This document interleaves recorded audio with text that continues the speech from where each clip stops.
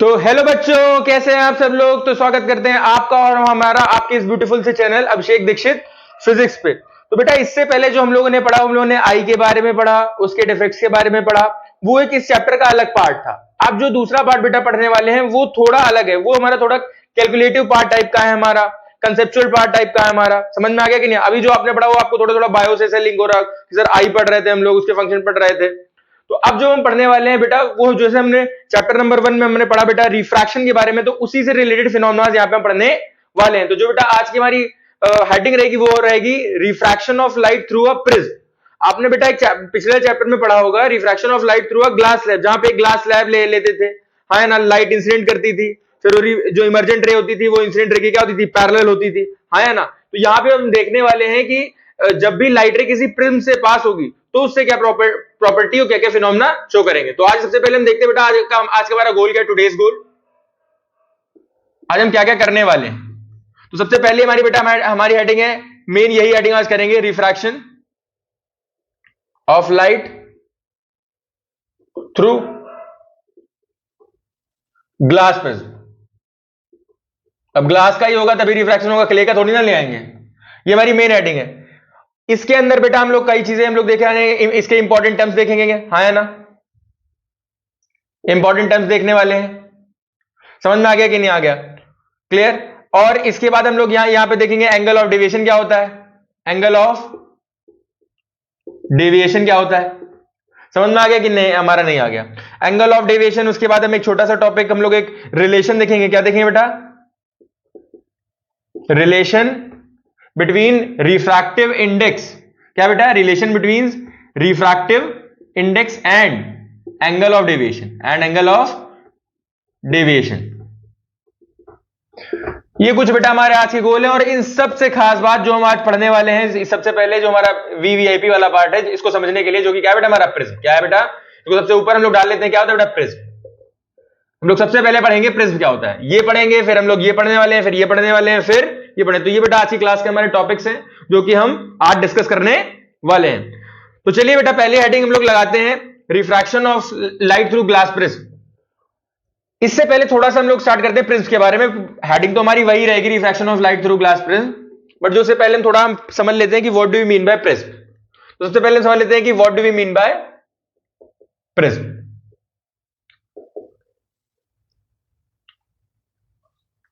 Prism क्या है, it is a refractive medium, it is a refractive medium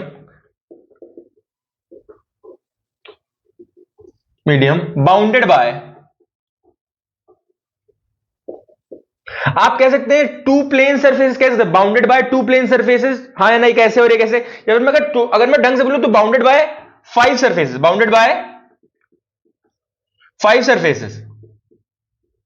समझ में आ गया कि नहीं आ गया, बाउंडेड बाय 5 सरफेस। कितनी होती है बेटा हमारी, एक रिफ्रैक्टिव मीडियम होता है, ग्लास का बना होता है, refractive medium bounded bye 5 surfaces, mainly 5 surfaces में जो 2 है, 2 surfaces inclined at each other called incident and refracting surface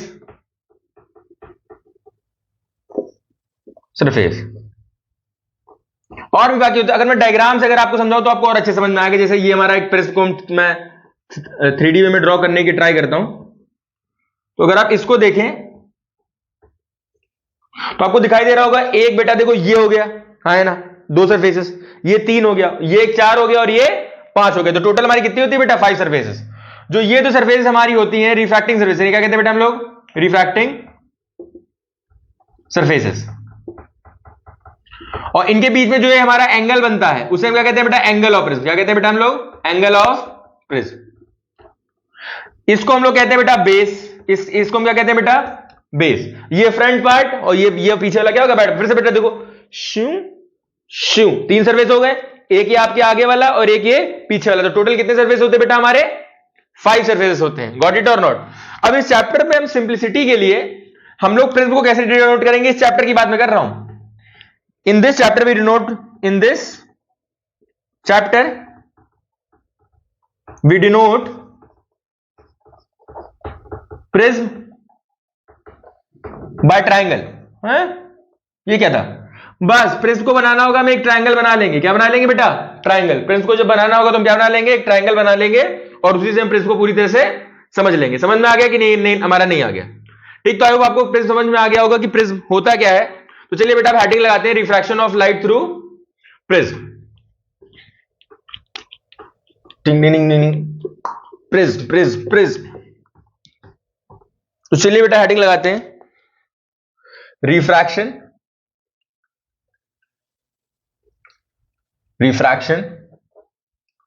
of light through prism. Refraction of light through prism.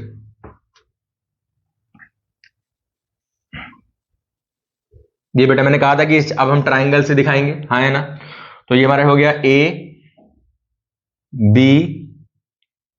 C, ये हमारा प्रिज्म हो गया। इसमें मैंने लाइट रे इंसिडेंट कराई थोड़ा ढंग से, ये मैंने इस पे क्या कराई? लाइट रे इंसिडेंट कराई। ठीक, फिर मैंने नॉर्मल ड्रॉ किया। आपको पता होगा अब ये रेयर है, एयर है। यहां पे क्या है बेटा? ये एयर है। ये क्या है बेटा? हमारी इधर भी एयर है। और ये क्या है बेटा? हमारा ग्लास। क्या है बेटा? हमारा ग्लास। तो इसका कुछ रिफ्रैक्टिव इंडेक्स होगा हमारा ग्लास का। तो रेयर है टू डेंसर जा रहा है तो क्या करेगा? टूवर्ड्स नॉर्मल बेंड करेगा। फिर से मैं नॉर्मल ड्रॉ करता हूं। अब देखो क्या बेटा? डेंसर टू रेयर जा रहा है तो ये सीधे जाने की वजह क्या होगा? अवे फ्रॉम नॉर्मल होगा। तो ये तो बेटा हमारा पाथ हो गया। क्या हो गया बेटा? हमारा पाथ हो गया। तो अगर मैं नेमिंग कर दूं तो P Q R S, तो ये एक मिनट थोड़ा इसको ढंग से बना देते हैं। ये Q, अब थोड़े एंगल्स के नाम करते हैं। ये जो हमारा है उसको मैं क्या बोले दे रहा हूं? A, एंगल ऑफ प्रिज्म की बात मैं वो बोल सकता हूं।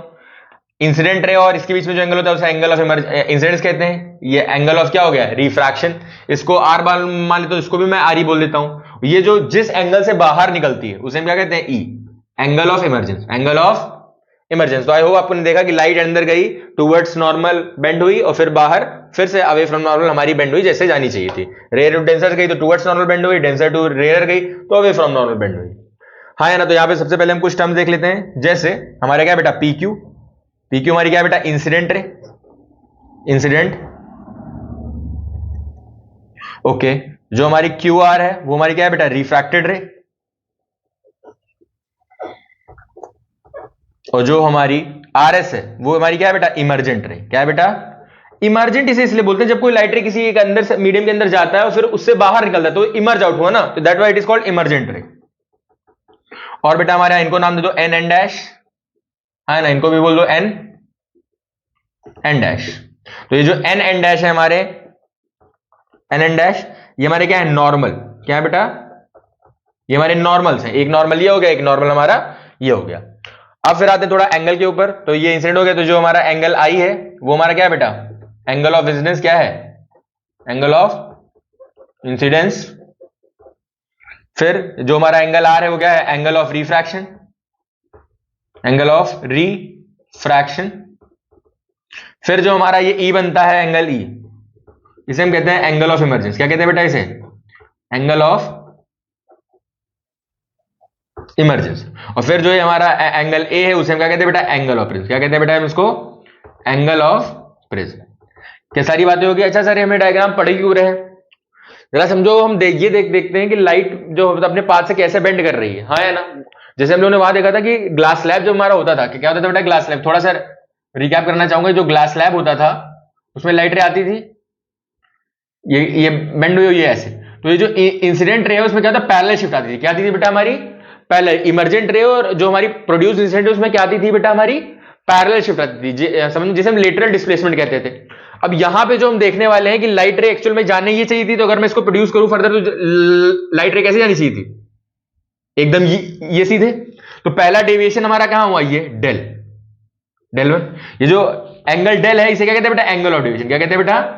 Angle of deviation. अरे भैया अपनी पाथ से कितना आप डेविएट है उसे क्या कहेंगे? एंगल ऑफ डेविएशन, हाँ है ना। अगर मैं सीधा जा रहा हूं और ये इधर बेंड कर गया और जाना मुझे सीधा चाहिए था तो क्या हो गया? डेविएशन। जैसे इस टाइम आप अपनी पढ़ाई से कितना दूर भाग रहे हो, आपका क्या है? Deviation from studies, deviation from studies. तो वैसे ही लाइट अपने पाथ को फॉलो नहीं कर पाके दूसरे पाथ पे चली गई तो उसे क्या कहें? एंगल ऑफ मतलब डेविएशन लाइट में हो गया, तो जिस एंगल से करा वो क्या हो गया, एंगल ऑफ डेविएशन। वैसे अगर दूसरा देखो तो ये जाना बाहर चाहिए थी लाइट, तो दूसरा है डेविएशन हमारा क्या हुआ, डेल टू यहां हुआ है, यस और। अब मैं टोटल डेविएशन अगर निकालना चाहूं तो मैं जो आर एस है इसको मैं पीछे प्रोड्यूस करता हूं, आया ना। तो ये बेटा हमारा डेल। अब जरा इसको थोड़ा जूम करके देखो, एक लाइट हमारी ये आ गई और एक ये आ गई, ये हमारा क्या है डेल टू, तो ये भी हमारा क्या हो जाएगा डेल टू। यहां की बात कर रहा हूं वर्टिकली अपोजिट एंगल, हाँ या ना। और आपको पता है जो ये ट्रायंगल हमारा बना, ये आप देख रहे हो ये वाला, इसको अगर आप ध्यान से देखो, ये हो गया डेल वन, ये हो गया डेल टू, तो ये क्या हो गया डेल, ये पूरा क्या हो गया डेल, क्या हो गया बेटा हमारा डेल। जो यहां पे हमारा डेल आया वो क्या है बेटा, del one plus del two आया। जो डेल आया वो क्या है बेटा हमारा, del one plus del two. तो जो टोटल डेविएशन था हमारे वो क्या था बेटा, ये आया। जो टोटल डेविएशन था बेटा हमारी लाइट के पाथ में वो इस एंगल से, देखो सीधे जा रही थी, ये देखो सीधा है पुचक, ये सीधे चले पुचक पुचक, ये लाइटें सीधे जा रही थी। अब ये क्या कर गई, बेंड, क्या कर गई बेंड। और ये अगर सीधे प्रोड्यूस करनी है तो ये बेंड हुई कि नहीं बेंड हुई। और उधर देखो फिर आगे जाने के बाद ये फिर अंदर चली गई। तो एक्चुअल में अगर मैं यहां पे एंगल ऐसे बनाऊं तो ये इतना डेविएशन, कितना हुआ बेटा पाथ में, इतना टोटल डेविएशन हुआ, कितना हुआ बेटा हमारा, this is the total deviation in the path of a light रे when it pass through a prism. समझ में आ गया कि नहीं आ गया। अच्छा, इतने में कोई प्रॉब्लम, आई होप आपको कोई प्रॉब्लम नहीं होगी। ये हमारा है डेल। अच्छा, अब यहां पे एंगल ऑफ डेविएशन की हम डेफिनेशन कैसे देंगे, हम एंगल मतलब एंगल ऑफ डेविएशन कैसे बताएंगे, एंगल ऑफ डेविएशन को डिफाइन कैसे करेंगे, angle of,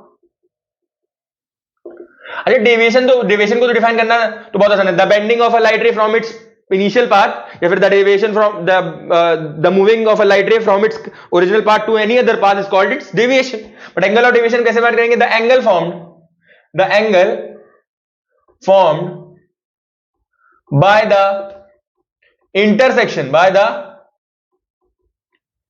intersection of produced incident ray,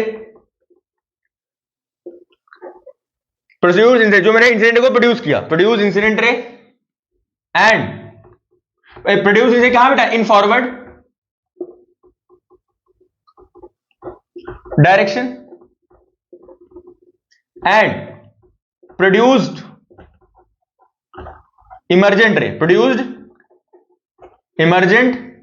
ray in backward direction।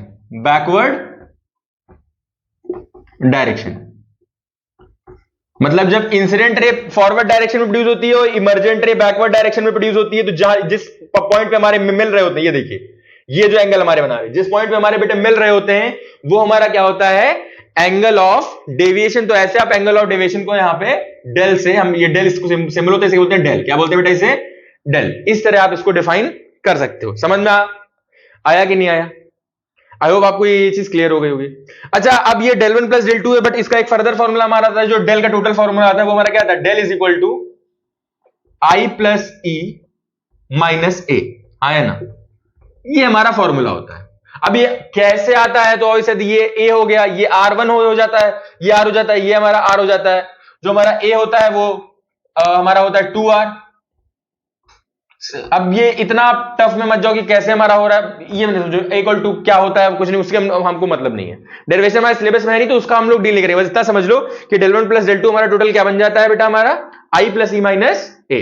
अब कुछ किताबों में इसको ऐसे भी हमारा लिखा गया है कि del is equal to i one plus i two minus a, ऐसे ही बोला गया। तो उन्होंने आई टू को इसको आई टू मान लिया, इसको आई वन मान लिया है। आई होप आपको सारी चीजें क्लियर हो गई होंगी, कोई प्रॉब्लम इसमें नहीं होगी, हाँ या ना। अच्छा, अब एक कंडीशन होती है बेटा यहाँ पे मिनिमम डेविएशन की, क्या होती है बेटा हमारी, मिनिमम डेविएशन। क्योंकि मैक्सिमम तो आप कितना भी डेविएट करते हो, मिनिमम कितना लाइट डेविएट कर सकती है उसकी भी लिमिट है।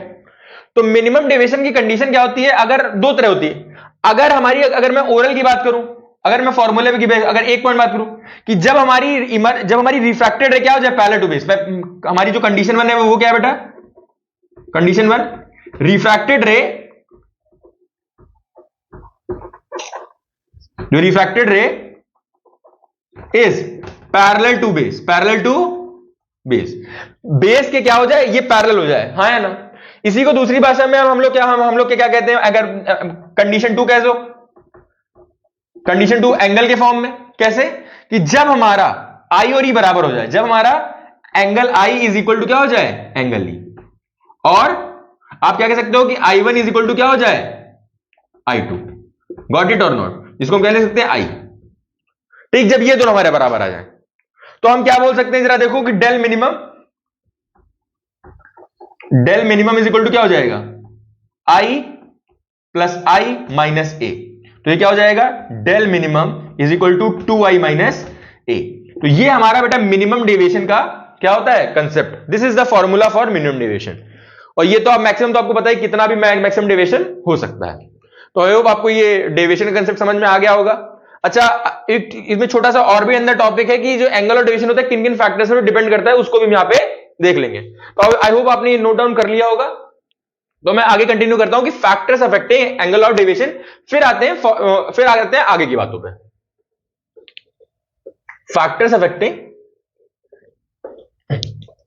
Angle of deviation.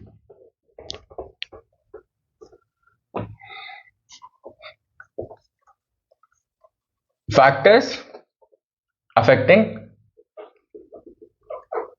Angle of deviation. तो सबसे पहला हमारा फैक्टर होता है एंगल ऑफ इंसिडेंस। क्या होता है बेटा हमारा, एंगल ऑफ इंसिडेंस, जो हमारा एंगल आई है, एंगल आई हमारा कितना है, हाँ है ना।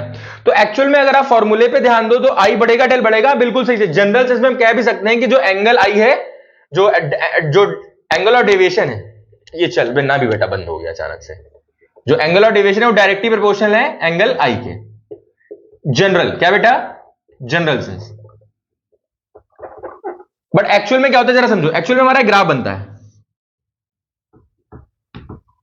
Angle of deviation versus I. तो ये ग्राफ हमारा कुछ इस तरह जाता है, जे कर।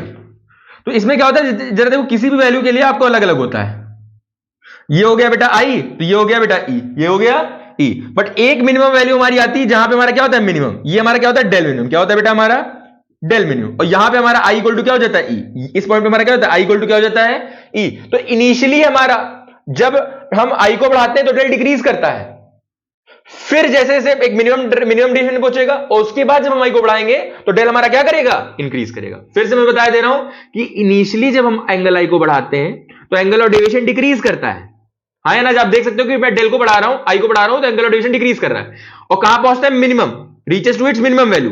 And after then when we increase the angle of incidence, then हमारा एंगल ऑफ डेविएशन क्या करता है, फर्दर इंक्रीज कर जाता है। गॉट इट और नॉट। तो आई होप आपको ये पॉइंट एकदम क्लियर हो गया होगा। नेक्स्ट पॉइंट पे आते हैं हम लोग बेटा, जो कि बेटा रिफ्रैक्टिव इंडेक्स। क्या है बेटा, रिफ्रैक्टिव इंडेक्स, जिसे हम कहते हैं नेचर। क्या कहते हैं बेटा, nature of prism, nature of material, है ना। मटेरियल का नेचर कैसे, ऑब्वियस सी बात है भैया, जितना ज्यादा रिफ्रैक्टिव इंडेक्स उतना ज्यादा बेंडिंग, और जितनी ज्यादा बेंडिंग उतना ज्यादा डेविएशन। तो इसमें तो कोई फैन बैठा ही नहीं। जो एंगल ऑफ डेविएशन है वो डायरेक्टली प्रोपोर्शनल है रिफ्रैक्टिव इंडेक्स के। रिफ्रैक्टिव इंडेक्स जो हमारा है म्यू, उसके डायरेक्टली प्रोपोर्शनल है। मतलब हमारा जब म्यू बढ़ेगा तो एंगल ऑफ डेविएशन क्या करेगा, बढ़ेगा। तो आई होप आपको ये चीज भी पूरी तरह से क्या हो गई बेटा, क्लियर हो गई होगी। अब हम थर्ड पे आते हैं बेटा, जो कि हमारा एंगल ऑफ प्रिज्म है। देखो, देखने में ऐसा लग रहा है कि एंगल ऑफ प्रिज्म बढ़ाएंगे तो ये निगेटिव क्वांटिटी अगर 40 होगा तो इसमें से माइनस होगा, जैसे 100 है ये दोनों और ये 40, तो 100 माइनस 40 कितना होगा, 60। अगर मैं 40 को कितना कर दूं, 80, तो 100 माइनस 80 कितना होगा, 20। तो देखने में क्या लग रहा है कि ए बढ़ेगा तो हमारा डेल क्या कर जाएगा, घट जाएगा। बट जो एक्चुअल में होता है, जब हमारा ए बढ़ता है तो साथ साथ में आई और ई भी बढ़ता है, ऐसा नहीं है। तो जब जैसे हमारा ए बढ़ता है वैसे साथ साथ में हमारा आई और ई बढ़ता है, जिसकी एक्सपेरिमेंटली जो फाउंड हुआ कि एंगल ऑफ डेविएशन, क्या बेटा, angle of deviation is directly proportional to angle of prism, angle of prism, angle of prism. मतलब जैसे जैसे एंगल ऑफ प्रिज्म बढ़ता है वैसे ही वैसे हमारा एंगल ऑफ डेविएशन भी बढ़ता है। ये एक्सपेरिमेंटल फिनोमेना बेटा हमारा फाउंड हुआ था। अब बेटा एक लास्ट छोटा सा टॉपिक रह गया, जिसको आप देखो, अब रिफ्रैक्टिव इंडेक्स हो गया तो कह सकता हूं मैं इसी में कवर करने के लिए। बट आप देख सकते हो उसे कहते हैं कलर। क्या कहते हैं बेटा, कलर और वेवलेंथ, कलर और वेवलेंथ ऑफ लाइट।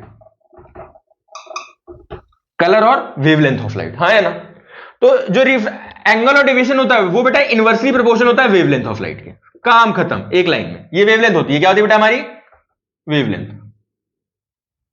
जैसे रेड लाइट की वेवलेंथ हमारी क्या है बेटा? मैक्सिमम, तो उसके लिए एंगल ऑफ डेविएशन क्या होगा? मिनिमम, हाँ है ना। वॉयलेट लाइट जो हमारी होती है उसका जो वेवलेंथ होता है क्या होता है? मिनिमम, तो उसके लिए डेविएशन क्या होगा? मैक्सिमम। समझ में आ गया कि नहीं आ गया? अभी आगे हम लोग टॉपिक पढ़ेंगे डिस्पर्जन, और वहां पे कॉज ऑफ डिस्पर्जन पढ़ेंगे, तो मैं इसी की हेल्प से वहां एक्सप्लेन करूंगा। समझ में आ गया कि नहीं आ गया? तो ये चार हो गए। अच्छा एक छोटा सा और देख लो, छोटा सा कौन सा बेटा? फिफ्थ, ये हो गया फोर्थ। फिफ्थ भी देख लो, क्या? टेम्परेचर क्या देख लो बेटा? थोड़ा क्लमसी हो गया। टेम्परेचर हमारा क्या होगा भैया? जो एंगल ऑफ डेविएशन होगा वो इनवर्सली प्रोपोर्शनल होगा किसके बेटा? हमारा टेम्परेचर के। कोई इसमें है ही नहीं। टेम्परेचर बढ़ाओगे रिफ्रैक्टिव इंडेक्स हमारा क्या करेगा? घटेगा। रिफ्रैक्टिव इंडेक्स घटेगा तो हमारा एंगल ऑफ डेविएशन घटेगा। तो ये अलग सी बात है, आप दिमाग में बैठा सकते हो कि अगर टेम्परेचर में बढ़ा देता हूं तो ऑब्वियस सी बात है कि हमारा जो रिफ्रैक्टिव इंडेक्स है वो कम हो जाएगा, और रिफ्रैक्टिव इंडेक्स कम होगा तो एंगल ऑफ डेविएशन भी हमारा क्या हो जाएगा? कम हो जाएगा। तो ये सारी बातें थी, बट ये हमारी एंगल ऑफ डेविएशन के बारे में। आई होप आपको ये सारी बातें इसमें पूरी तरह से क्या हो गई होंगी? क्लियर हो गई होंगी। कोई इसमें इफ एंड बट का डाउट बचा ही नहीं होगा। ओके, तो अब चलिए बेटा मैं रिलेशन आपको वो दिखा देता हूं कि जो कि हमारा क्या है? रिलेशन बिटवीन हमारा angle of deviation and refractive index. Okay, तो आई होप आपने ये पहला, ये दूसरा, ये तीसरा, ये चौथा, ये पांचवा, 1 2 3, और ये तो बहुत इंपॉर्टेंट है। चौथा भी इंपॉर्टेंट है, वो चौथा इसी से लिंक्ड होता है, और पांचवा भी मतलब इंपॉर्टेंट नहीं है इतना, बट आप दिमाग में बैठा सकते हो। तो अब बेटा जो हमारा अगला टॉपिक है वो रिलेशन है। क्या है बेटा? Angle of deviation and refractive index के बीच में छोटा सा रिलेशन क्या है? वैसे तो ये पूछा नहीं इतना गया है, बट कभी कदार, वो कहते नहीं है कि भूले भटके वाले इंसान है कि नहीं चलो इस बार लकी ड्रॉज में हम डालते हैं ओम क्या डाला, क्या डाला, ओम चिकलिक बूम, जैसे मैं जादूगर बन गया, इसमें कुछ नहीं है। क्या देखिए टोपी के अंदर कुछ नहीं है, टोपी के अंदर कुछ नहीं है, हाँ है ना। और फिर मैंने इसमें से ऐसे क्या जुनून छू, और इस बार क्या निकाल दिया? ये देखो कैप निकाल दिया। तो वैसे ही इस बार कभी कदार मन आ गया कि हाँ क्वेश्चन चलो डाल देते हैं, तो उसके लिए हम लोगों को तैयार रहना है अपनी वजह से। तो वो बेटा जो हमारा टॉपिक है वो क्या है? रिलेशन बिटवीन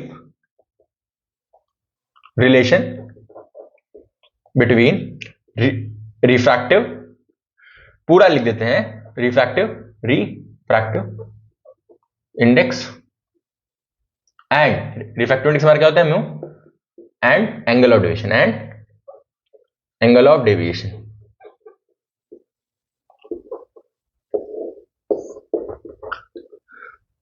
एक्चुअल में होता कैसे जरा समझो। हम लोग कैसे आते हैं? By Snell's law. कहते हैं बेटा बाय स्नेल्स लॉ। मैं थोड़ा पीछे से रिकॉल चीजें करने चाह रहा हूं। स्नेल्स लॉ क्या कहता है? Refractive index is equal to sine i upon sine r. और जो हमने बेटा यहां पे प्रिज्म बनाया था ऐसे, ये लाइट ऐसे मैंने करी थी, फिर ये ऐसे गई थी, फिर ये ऐसे हमारी हो गई थी। ये हमारा ए था, ये क्या था? आई था। ये हमारा क्या था? आर था। ये आर था। ये हमारा क्या था? ई था। ये सब चीजें हम यहां पे हम लोगों ने डिस्कस करी थी, हाँ है ना। तो यहां पे हम लोगों ने देखा था कि मिनिमम डेविएशन में क्या बेटा? हाँ, एंगल ऑफ डेविएशन कौन सा बेटा? मिनिमम वाला। एंगल ऑफ मिनिमम डेविएशन कौन सा बेटा? Minimum. Normal deviation, minimum deviation. तो हमने देखा था कि जो एंगल ऑफ मिनिमम डेविएशन था वो हमारा क्या था? 2i since minus a. तो यहां से अगर मैं डेल मिनिमम लिखूं तो ये plus A is equal to क्या हो जाएगा? 2i। तो यहां से del minimum plus A upon 2 is equal to क्या है? ये आई की वैल्यू आ गई। ऑल्सो ये जो हमारा होता है फॉर एग्जाम्पल आर, वो जो हमारा आर होता है वो किसके बराबर होता है? ए बाई टू। किसके बराबर होता है बेटा? हमारा ए बाई टू। मैंने भी पीछे बताया था कि जो ए होता है वो हमारा 2r होता है, वहीं से हमारा क्या होता है? आर क्या होता है बेटा? हमारा ए बाई टू के बराबर होता है। तो ये दोनों इक्वेशन जब हम उठा के इसमें पुट करेंगे, हाँ या ना, तो हमको क्या मिलेगा? Refractive index is equal to sine, अंदर क्या बचेगा? डेल मिनिमम, देखो और कोई डेविएशन नहीं है, डेल मिनिमम प्लस ए बाय 2 अपॉन, और हमारा क्या हो जाएगा? साइन ए बाय 2, ए बाय 2। अब देखो आपके पास सारी चीजें हैं। अब आप रिफ्रैक्टिव इंडेक्स आपको दिया तो डेल मिनिमम आप निकाल सकते हो। This is a relation between, कभी कदार बेटा पूछा गया है। और ये जो रिफ्रैक्टिव इंडेक्स किसका होगा? ऑब्वियस सी बात है, ये रिफ्रैक्टिव इंडेक्स किसका होगा बेटा? हमारा प्रिज्म का। ये जो रिफ्रैक्टिव इंडेक्स किसका होगा बेटा? प्रिज्म का। किसका होगा बेटा? हमारा प्रिज्म का, और किसी का थोड़ी ना होगा। आसपास तो हमारे ऑब्वियस सी बात है, जो मीडियम होगा उसके रिस्पेक्ट में होगा। एयर है तो एयर के रिस्पेक्ट में होगा, और मेजरली केस में एयर के रिस्पेक्ट में ही होगा। तो आई होप आपको ये चीज पूरी अच्छी तरह से समझ में आ गई होगी, इसमें कोई प्रॉब्लम नहीं हुई होगी। ये हमारा है बेटा refraction of light through glass prism. कभी इसमें क्वेश्चन हमारे बनते रहते हैं, मिनिमम डेविएशन पे बनते हैं, एक छोटा सा न्यूमेरिकल इस पे बन जाता है कि इतना एंगल ऑफ इंसिडेंस है या डेविएशन है, उसमें क्या बताओ। हाँ, इसका फॉर्मूला आपको एमसीक्यू में पूछ सकते हैं, हाँ है ना। तो आपको बेटा अपनी पढ़ाई में कोई भी ढील नहीं देनी है, आपको अपनी पढ़ाई को रेगुलरिटी मतलब रखनी है, और मैं भी अपनी तरफ से पूरी कोशिश करूंगा कि मैं आपके लिए रेगुलर कंटेंट अपलोड करता रहूं। समझ में आ गया कि नहीं आ गया? तो बेटा ऑल द बेस्ट। मेरा वही लास्ट मैसेज कि अपनी हेल्थ को बहुत अच्छा रखे बेटा। जितना आप हेल्दी रहेंगे उतना ही आप अच्छे से पढ़ पाएंगे। इस टाइम हेल्दी फूड खाइए, कोई भी बाहर का आइटम ज्यादा खाने की जरूरत नहीं है। पूरा फोकस आपका हमारा किस पे होना चाहिए? स्टडी पे होना चाहिए। आपका बोर्ड आने वाला है, ओके? तो पढ़ाई करते रहें। All the very best.